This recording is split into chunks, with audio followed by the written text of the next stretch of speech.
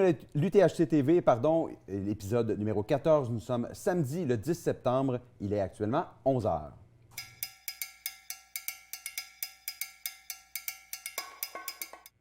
Re-bienvenue dans ces merveilleux épisodes de couverture de l'UTHC 2022. Je me retrouve encore en compagnie de Vincent. Salut Vincent. Salut Marc-André. Tu passes une bonne nuit, toi? Quelques heures. On s'est fait réveiller dans la nuit par un coup de téléphone à toute l'équipe que tu as fait malencontreusement. Non. En fait, j'ai redormi après. C'était volontaire parce que je me suis dit, hey, moi je suis réveillé, il faut que tout le monde soit debout pour accueillir la première femme sur le 125. Non, j'espérais être capable de faire du multitask, la filmer, animer, mais ça a été un petit peu compliqué. Puis désolé pour ce réveil. Là, Marc-André, comme les gens peuvent le voir, si je m'avance comme ça, le gros soleil, hein, il fait beau aujourd'hui dans Charlevoix. Il fait chaud. Et puis là, c'est pour ça qu'il faut que je fasse attention à me reculer un petit peu pour être un peu dans l'ombre. Tu fais ton grand-père, dans le fond, tu vas te bercer. Je m'avance et je me berce comme ça. Je signale, ce matin, je suis allé jusqu'à la ville de la Malbaie, puis en descendant la côte, c'était complètement dans le brouillard. Là, on voyait rien. C'était un brouillard total. Puis aussitôt qu'on monte la côte, il faisait un gros soleil. Donc peut-être qu'aujourd'hui, on va avoir des gens qui vont être dans le brouillard quelque part, mais bon. Hey, j'ai hâte de voir les images du parcours, puis ouais, ça va être vraiment le fun. Marc-André, on continue à raconter la course Ultra Trail Arikana telle qu'elle se vit et telle qu'elle se déroule au fur et à mesure en ce moment même. Oui. On a déjà depuis ce matin, depuis la première capsule à 7 h, lancé un petit wrap-up sur le 125. On ne va pas tout redire, mais qu'est-ce qu'on peut dire maintenant à cette heure-ci sur le 125 km qui a commencé hier? Oui, mais en fait, dans la préparation, vers 10 h 30, il y avait environ une vingtaine de finishers, 15 hommes, 6 femmes. Puis à noter, encore une fois, les femmes qui performent bien sur ce 125-là, les deux premières femmes sont 6e et 7e overall, donc vraiment une belle performance. C'est le fun. Puis ils ont eu une belle compétition en plus là, au niveau les deux premières. Là, ça a été très beau à regarder. La course a, semble-t-il, été très difficile pour plusieurs coureurs avec la chaleur, l'humidité. Il y a eu des crampes, il y a eu des petits malaises, toutes sortes de choses. Et puis, il y a eu beaucoup d'abandons. Beaucoup, enfin. Il y a un taux d'abandon généralement élevé sur l'UTHC 125, mais cette année, on est en voie de le surpasser un petit peu.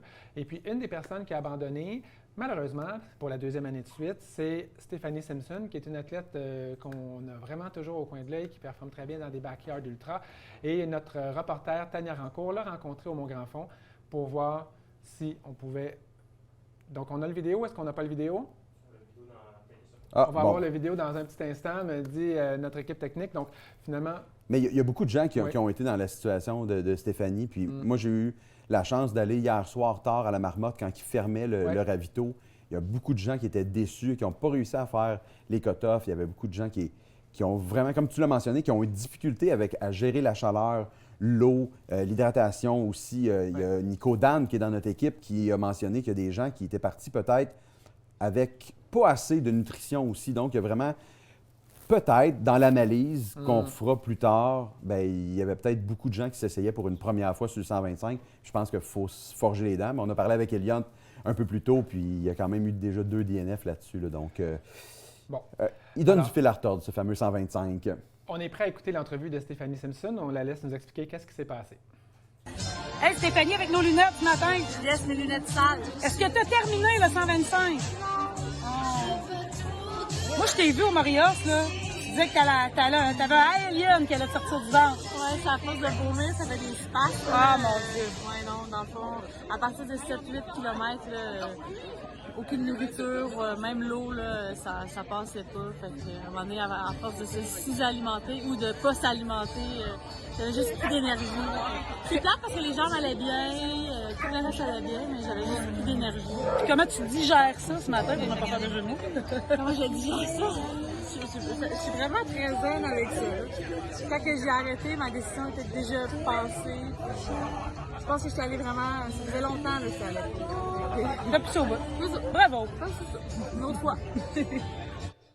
Quand même une belle attitude de Stéphanie, encore une fois. C'est vraiment fun à voir. Quand même très inspirante. Puis elle a dit, peut-être une autre fois.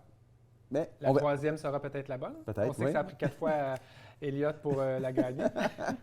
On lui souhaite vraiment la meilleure des chances possibles. Il y a évidemment d'autres courses qu'on suit aujourd'hui, plusieurs départs qui ont été lancés, entre autres le 28 km. Le 28 km, une course très rapide sur l'Ultra Trail Arikana. Et en ce moment, On a quelques informations à vous donner. Par exemple, Christopher Lévesque-Savard, qui est un coureur très rapide et vraiment très motivé, qui mène la course. Christopher, il était déjà premier homme au kilomètre 13 après 1 heure de course.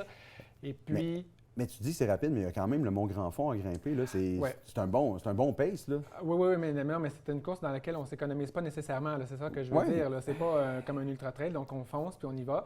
C'est la perception que j'en ai. Là. Peut-être que je dis n'importe quoi. Non, t'es vraiment correct. Le coach Marc-André. Non, mais c'est juste que c'est une bonne grimpée. Oui. Fait que 13 km en 59 minutes. En tout cas, je connais pas les temps des autres années, mais... En tout cas, à surveiller. Bien hâte de voir le résultat. Sur route, un 10 km là, dans l'élite, ça se fait en combien habituellement? Là? 39 minutes? Oui. À peu près. Fait que, tu sais, là, avec une grosse montée comme ça, puis une technicité, bon, bref. Ah, j'aime ça suivre ça. J'adore ça.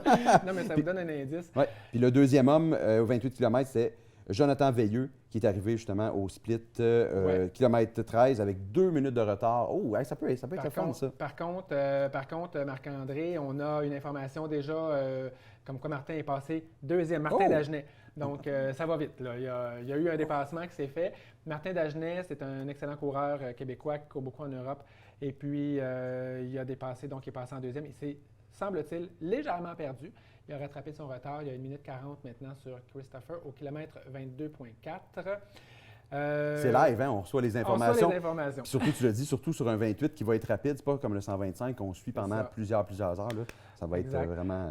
Christopher Lévesque-Savard et Martin Dagenet étaient tous les deux à l'Ultra Trail du Mont-Blanc il y a 2 semaines. Chris a fait l'OCC, donc le 55 km, quelque chose comme ça. Il a terminé en 73e position. Martin Dagenet a fait la CCC. Il a terminé en 50e position. Donc, c'est quand même, c'est très bon. Là. Oui, 2 semaines après, quand même. Un top 100 là, pour nos coureurs québécois. Quelques mots sur le 80 km, Marc-André, je te lance là-dessus. Oui, en fait, en tête de course, on avait Vincent Aucouturier qui était en tête au moment où on a eu les dernières informations. 2e position, Dominique Ladouceur. Et en 3e position, quelqu'un qu'on connaît bien, Johan Rock. Oui. Puis justement, Johan, cette année, il fait sa course par lui-même. L'année dernière, il avait fait un peu le party avec sa conjointe puis Bruno Blanchet. Puis là, il a l'air d'être vraiment parti pour faire sa course. Parce qu'on retrouve Anne aussi là, en tête là, de son côté. Puis, je veux juste dire que pendant qu'on vous parle, on va faire rouler des images d'ambiance, de tout ce qui s'est passé depuis ce matin. Cool. C'est des images que vous avez peut-être vues dans les heures précédentes, mais on va les rouler en arrière-plan. C'est juste des images d'ambiance, des choses qui sont passées depuis hier ou depuis ce matin sur le terrain. Alors, nous, on continue à vous parler du 80 km, à vous faire une petite analyse. Oui, tu parlais de Johan Rock et sa conjointe Anne Genet, qui, évidemment, est venue courir avec lui. Et tu disais que l'an dernier, ils avaient couru ensemble. Là, cette année, semble-t-il qu'ils font chacun leur course parce que Anne, elle est 3e femme. Alors, s'ils couraient ensemble, elle serait peut-être plus haut dans le palmarès. Ou Johan plus bas, donc oui. Oui. Et la première femme, c'est Marie-Maude Côté-Rouleau. Toi, tu la connais, Marc-André? Bien, je la connais, beaucoup de réputation, puis je l'ai vue aller dans des courses, puis ça, une fille super souriante, un peu à l'image de Marianne Hogan. Puis elle se tient, entre autres, elle s'entraîne beaucoup avec Maïka Lamoureux, elle s'en tient également avec Mélodie Gilbert. Donc, c'est vraiment un trio de jeunes qui, je pense, qui se motivent énormément dans l'entraînement, puis vraiment toujours souriante. D'après moi, elle va voler dans ce parcours-là, qui en fait, elle a gagné l'année dernière en plus. Elle a eu quelques blessures cette année, mais elle est vraiment là pour avoir du fun. Donc, c'est vraiment... elle va être à surveiller là, tout au long de la course. Puis en 2e position, on a Camille Girard qui est là, qui est une bénévole depuis longtemps pour l'UTHC. Oui. Donc, à surveiller. Puis c'est le fun que, justement, des fois, les gens donnent beaucoup de temps comme bénévoles. Puis des fois, d'avoir la chance d'arriver, ils viennent performer en plus. Et plus tard, on va parler de bénévolat avec notre invité spécial. Donc, je tiens à souligner que Camille, c'est vraiment une super bénévole depuis plusieurs années, puis on va en reparler tout à l'heure. Juste signaler sur le 80 km, il y a Bruno Blanchet qui est là. Bruno Blanchet, qui l'an dernier avait participé aux 65 km. Et puis, Bruno, il vient de faire une espèce de folie. Là. Il a couru autour du lac Saint-Jean à pied. Après ça, il s'est rendu à Québec. Il est venu en courant, semble-t-il, de Québec en course.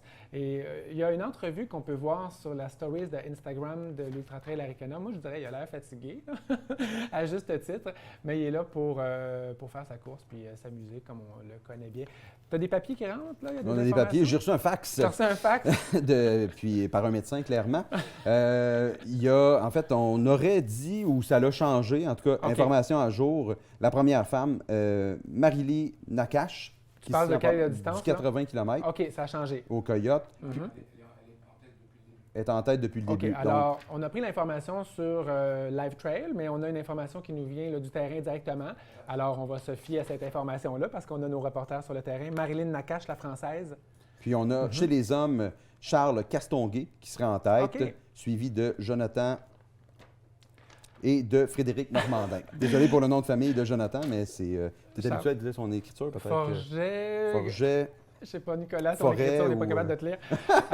Nicolas, on enchaîne. Charles Castonguay, un excellent coureur de l'île aux Coudres dans la région de Charlevoix. Puis c'est un préparateur physique pour des... je parle de Charles Castonguay, là, un préparateur physique pour des athlètes olympiques, notamment en ski de fond, si je ne me trompe pas.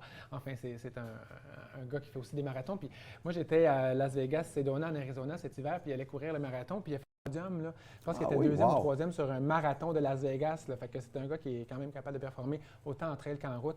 Il est très bon en backyard ultra aussi, je le signale. Bon, à surveiller. Suivez les autres épisodes pour avoir un peu le déroulement.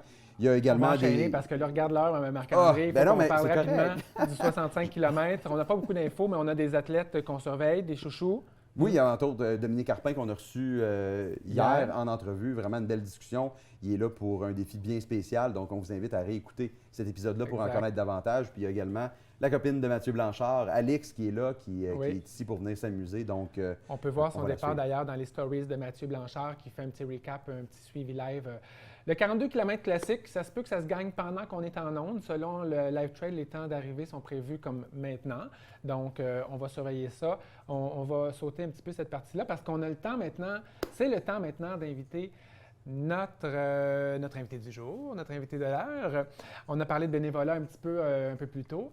Bien, voilà, on a un super bénévole à vous présenter. C'est quelqu'un qui est extrêmement impliqué dans l'Ultra Trail Arikana à plusieurs titres, à plusieurs chapeaux. Alors, je vais l'inviter à se joindre à nous. Claude Miville. Claude Miville, qui est un membre du conseil d'administration de l'Ultra Trail Arikana et grand responsable, grand Manitou du balisage. Bonjour Claude, bienvenue à toi. Alors, on va te donner ce micro. Avec quoi tu arrives dans tes mains, là? J'arrive avec mon matériel de travail. Prends le micro, s'il vous plaît.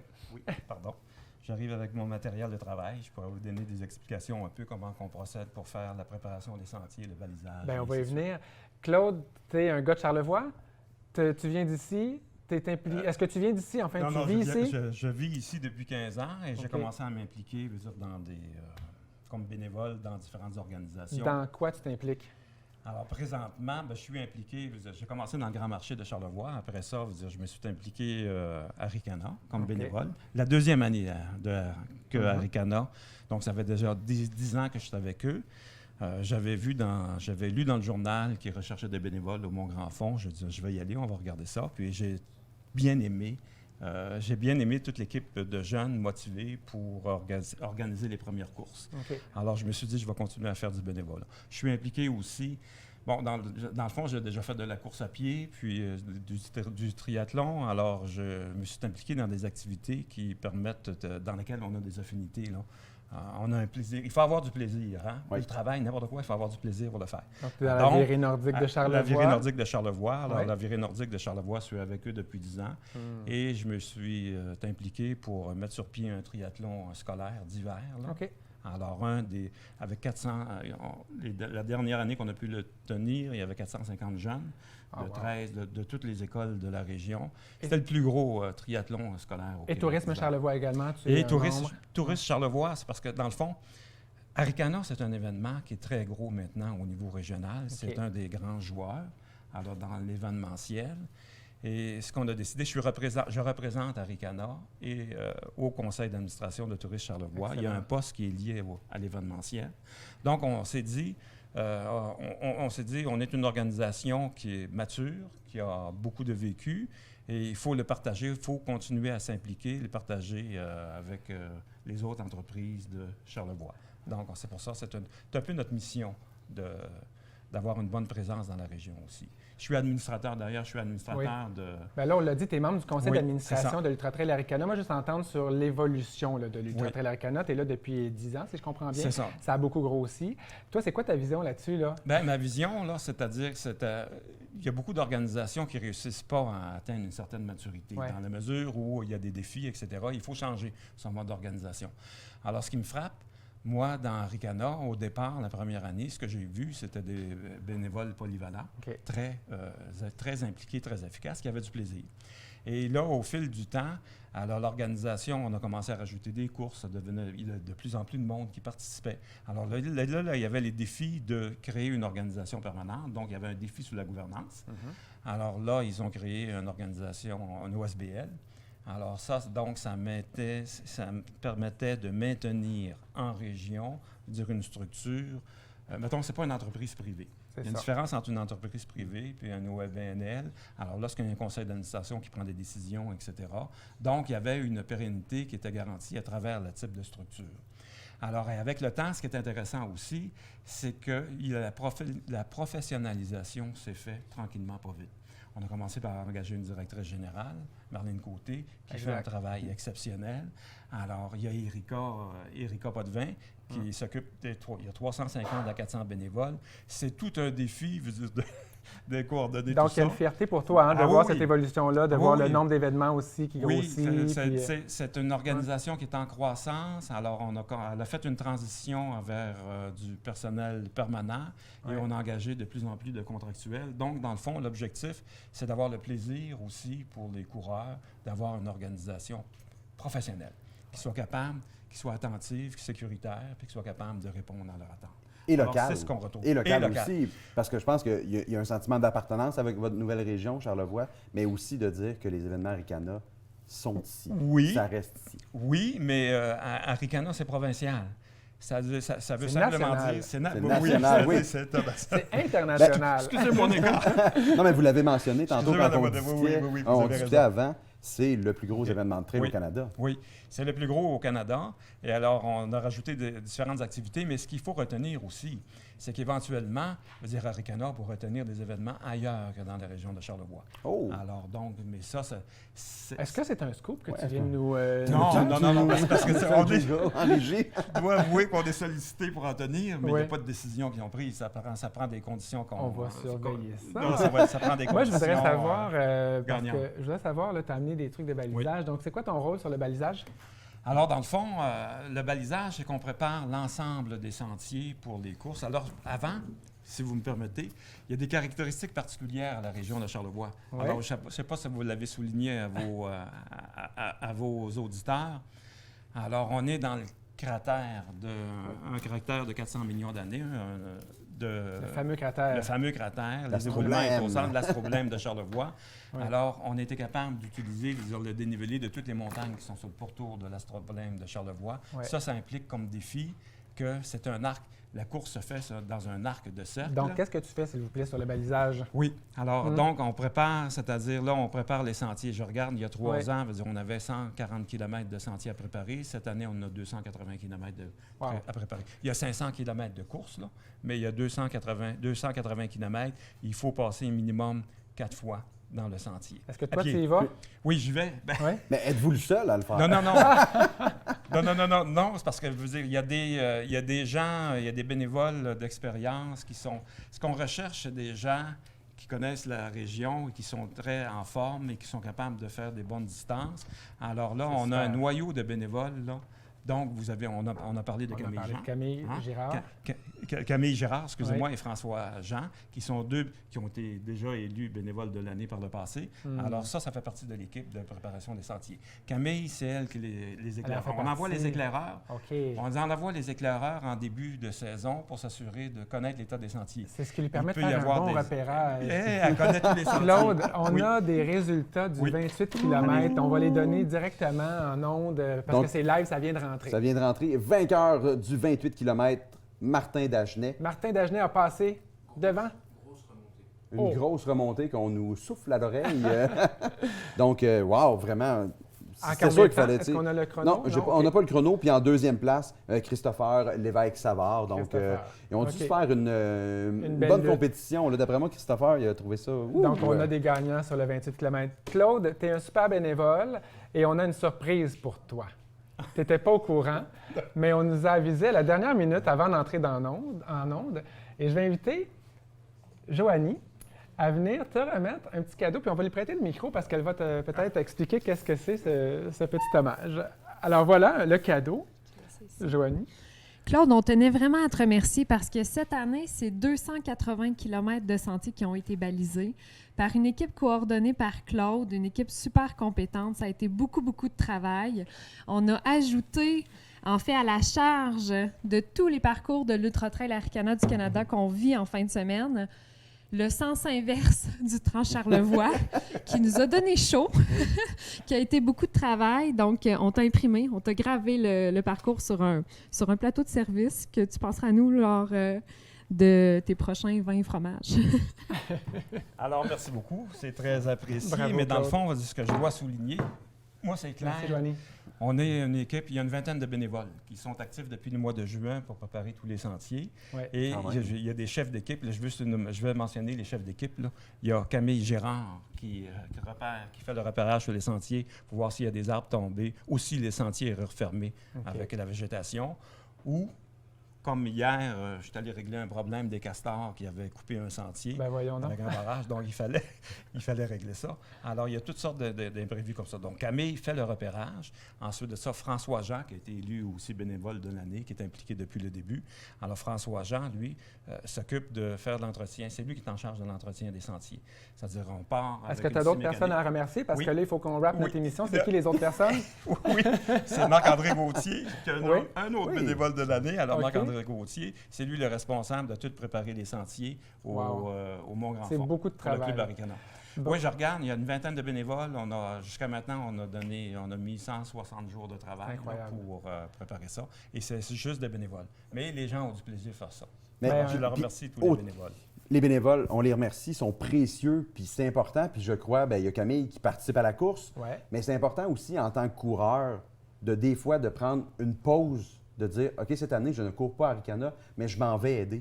Puis Ouais. j'ai vu des athlètes hier pas faire les cut-offs sur le 125 et leur réaction, c'était de dire j'ai encore d'énergie, j'ai pas fait les temps, trouvez-moi de quoi à faire pour le reste de la fin de semaine, je veux passer, je veux fêter. Donc les bénévoles sont là, puis tu sais, moi je le sens bien, là, il a reçu l'hommage humblement, mais je sens Bravo. que, parce que c'est un bon leader, puis il est capable de venir s'entourer des meilleurs, puis de le faire. Fait que c'est vraiment là un super bénévole qui aide d'autres bénévoles à devenir des super Merci. bénévoles. Je voudrais juste terminer en disant, il y a la Vous m'arrêterez, là, vous m'arrêterez, là. Il y a la communauté des coureurs, mais il y a aussi la communauté des bénévoles. Alors, lorsque Exact. vous êtes bénévole, alors vous rencontrez beaucoup de monde et vous avez du plaisir, donc, et vous faites toutes sortes d'activités. Donc, c'est ça qu'il faut. C'est-à-dire qu'il y a une communauté de bénévoles qui existe, alors il faut faire Exact. partie de cette communauté-là. Puis, Ah puis, non. puis, tu sais, nous, on le vit, Marc-André, tu es bénévole sur le fil d'arrivée. Moi, j'ai fait l'animation de la conférence de presse. Nous, on est beaucoup de monde ici là, à être bénévole ce week-end pour faire partie des médias. Mais c'est vrai qu'il y a un noyau dur, il y a une famille qui se crée autour de ce bénévolat-là. Et au fil des années, ben, c'est avec le cœur qu'on le fait, puis on est heureux d'être là. Bravo, Oui. merci beaucoup. Je tiens à souligner encore une fois, puis j'en profite de ta présence en tant que membre du conseil d'administration pour rappeler que l'Ultra Trail Arikana soutient la cause de la sclérose en plaques. Cette année, on vit un deuil à travers le décès d'un des fondateurs, Sébastien Boivin. C'est pour ça qu'on veut atteindre un montant record dans la collecte de fonds pour lutter contre cette maladie. Vous pouvez aller au arikanasp.ca dès maintenant pour faire votre don si ce n'est pas déjà fait. Et l'adresse apparaît également dans le post Facebook qui chapeaute cette vidéo. Alors, on vous invite à donner. Et nous, Marc-André, on suit la course encore pour le reste.